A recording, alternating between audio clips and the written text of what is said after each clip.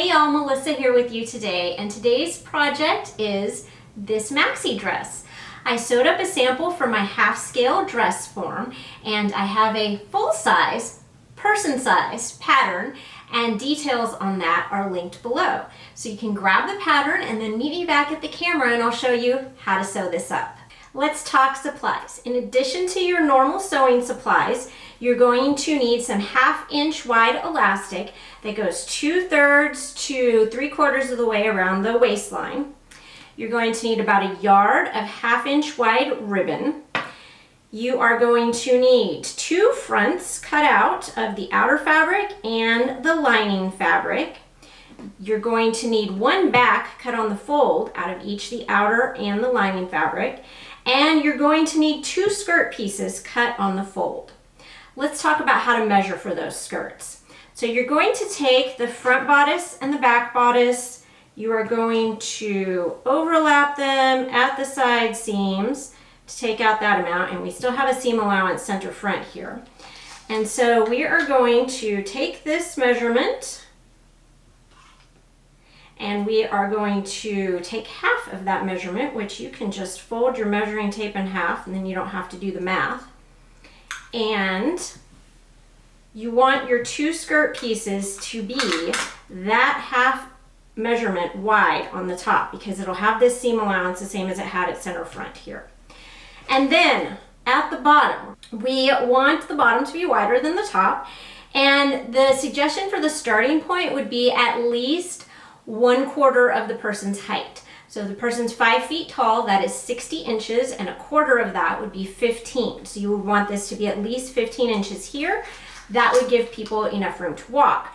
Now, if there is a bigger measurement at the waist, you want to angle out a little bit proportionally. And you also want to make sure as you're drawing this out that you measure down the center front, and then you take the same measurement down the side because it'll kind of round up just slightly out on that angled line so that these are the same length, these 2 sides.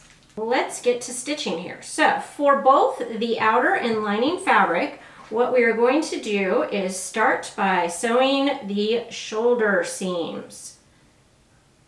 Because this is stretch fabric and so is the lining, it must be for this pattern, you want to use a stretch stitch. And if you have any questions about stretch stitches, I've linked another video in the description below.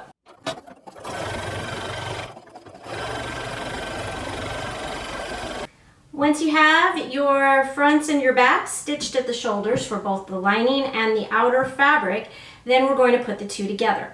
An important note, this pattern has 1/2 inch seam allowances, but you're going to see me sewing with 1/4 inch seam allowances because I am sewing this half scale. So I've shrunk it down halfway and my seam allowances are going to be smaller that you see on the machine.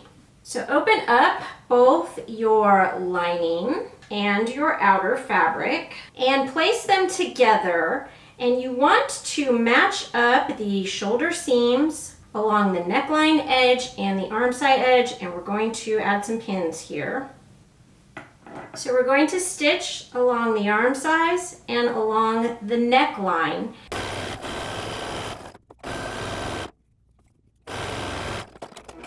So here is what this all looks like when we've got the arm size and the neckline sewn. And the next step is going to be turning this all right side out. So here's what it looks like turned right side out. The next step we're going to do is we're going to close in the neckline. So I am going to match these 2 seams here on the neckline, opening up that V point. So the lining is right sides together with the lining, and the outer fabric is right sides together with the outer fabric.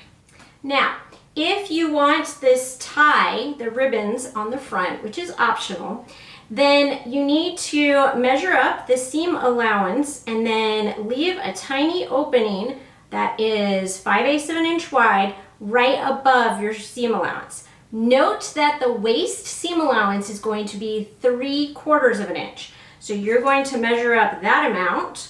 I'm going to place a pin on mine where it goes. And you're going to leave your 5/8 of an inch opening here Put another pin there to remind me. And leave a gap. You only do this in the outer fabric, not the lining fabric.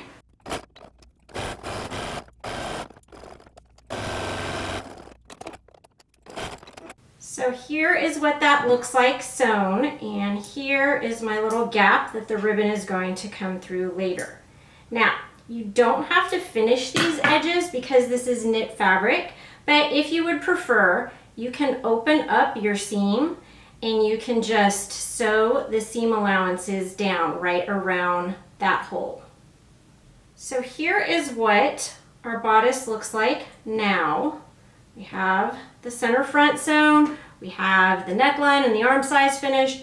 Now we're going to fold it in half. We're going to match the right sides together, and then we're going to pull the lining out. And this is very similar to what we did on the neckline.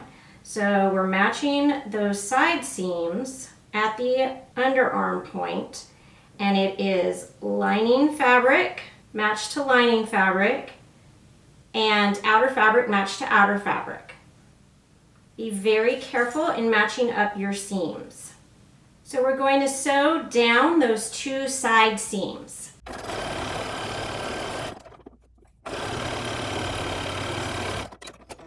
Here's what the bodice looks like, and now we're going to turn it right side out. So you'll see it is now fully lined inside, and here's what it looks like outside. And again, it might be a really good idea to go ahead and press all those arm side and neck hole seams to get a nice smooth finish.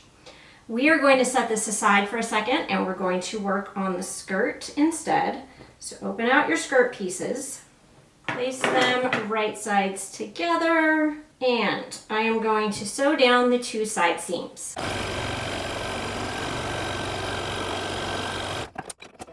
For the next step, after we've sewn those side seams, I'm going to turn my skirt right side out, and I'm going to turn my bodice lining side out, and I'm going to place the skirt through the neckline. Going to match up the side seams. Now note that the waistline on the center front is very slightly longer than the waistline on the back, and that is because there's a little bit of extra curve to the fabric there to accommodate the bust. So you will have to stretch your skirt a little bit to match your bodice on the front, and on the back you're going to be stretching the bodice very slightly to match the skirt. And then once the elastic gets added, none of that will be noticeable. Then we're going to take this to the machine and we're going to stitch all the way around the waistline.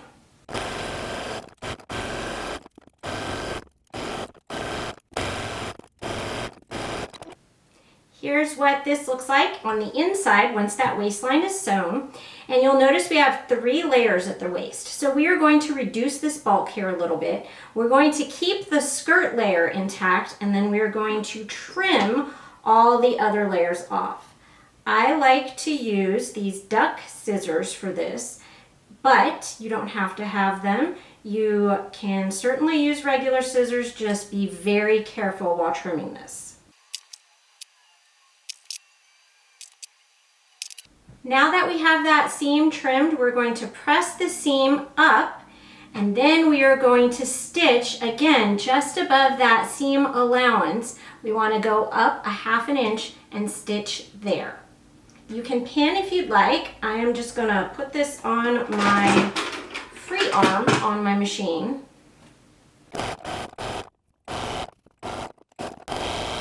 Okay, here's my waist seam. I'm going to set this aside for now. We're going to deal with the ribbon for the waistline.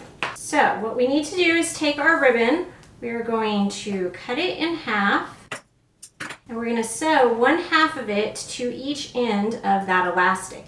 Make sure that the elastic is not twisted when you do this. This does not have to be perfect by any means. It just has to hold, because this will be hidden inside where no one will see it.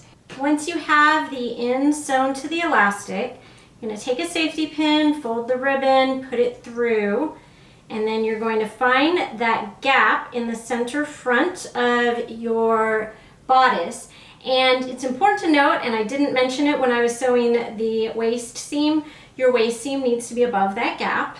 And then we're just going to thread this through using the safety pin. So once you have threaded the ribbon and the elastic through the waistband, then you just tie it in a bow, and the only thing left to do is to hem this. And I'm not going to do that for a dress form half scale project, but I do have a post linked below with tips on hemming knit stretch fabrics. And check out this video if you're curious about my half scale dress form. I show you how I made the full size one, and then I just printed the pattern at 50% to make this one.